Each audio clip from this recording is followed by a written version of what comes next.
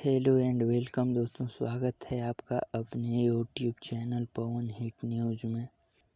अभी से कुछ ही समय बाद हमारा जो है इंतज़ार ख़त्म होने वाला है, क्योंकि जिस मूवी का हम 2-3 साल से इंतज़ार कर रहे थे उसका ट्रेलर आने वाला है। यानी जब ये वीडियो अपलोड होगा उसके कुछ ही मिनट बाद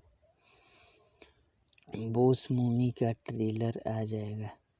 जी हाँ, बॉस मूवी जो कि पवन सिंह जी की सबसे बड़ी मूवी होने वाली है और भोजपुरी की सबसे महंगी मूवी होने वाली है।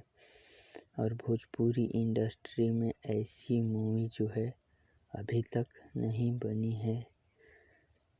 यानी बोला जाए तो बवाल होने वाला है इस मूवी के ट्रेलर से, क्योंकि ये मूवी पूरी एक्शन से भरपूर है और इसका ट्रेलर इंटरटेन रंगीला से आ रहा है। तो देखना ना भूलिएगा बॉस मूवी का ट्रेलर।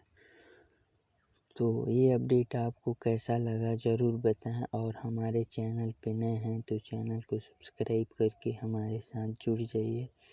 मिलते हैं किसी नेक्स्ट वीडियो के साथ, तब तक के लिए बाय बाय।